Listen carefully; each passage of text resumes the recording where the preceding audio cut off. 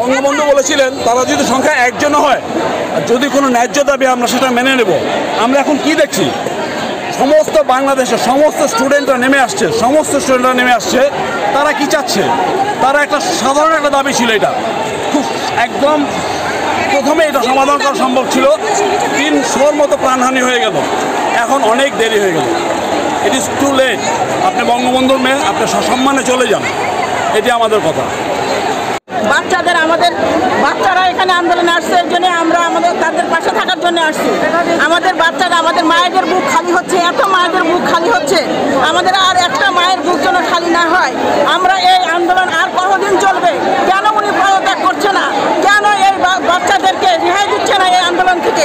আমরা এই আন্দোলন থেকে আর কতদিন আন্দোলন চালাতে চাই? আমাদের আর একটা বাচ্চার গায়ে যদি একটা ছাত্রের গায়ে যেন আর গুলি না লাগে, একটা মৃত্যুর ঘটনা আর আমরা না শুনতে চাই। আমি বিশেষ করে সাংবাদিকদের বলবো যে আপনারা বস্তুনিষ্ঠ সংবাদ পাঠ করেন এবং সত্য ঘটনাগুলো তুলে ধরেন। এত স্টুডেন্ট মারা গেছে যে আমরা সেগুলো খোঁজ পাচ্ছি না। বেওয়ারিশ লাশ হিসেবে তাদের দাফন করা হচ্ছে, তাদের গার্জিয়ান আমরা পাচ্ছি।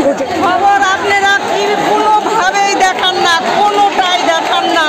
আমাদের এত বাচ্চারা মারা গেছে, কেউ কোনো সময় আপনারা বলেন নাই। আর এক পুলিশ মারা গেছে, আপনাদের মিডিয়া ছায়া গেছে। মিডিয়া কেন দেখাচ্ছে না বলে আপনারা মনে করেন? মিডিয়া বেশি প্রচার করলে বেশি আন্দোলন হবে, এই জন্য মিডিয়াকে দেখাচ্ছে না। কিন্তু কোনো কিছু চাপা থাকে না,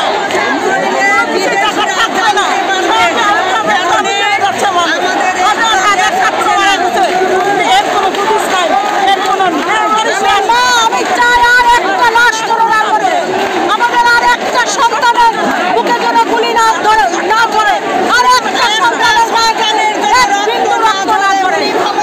আমি মা, আমি ঘরে ঘরে আসছি, সব আমার। আজকে গার্জিয়ানরাও নেমে পড়ছে মাঠে।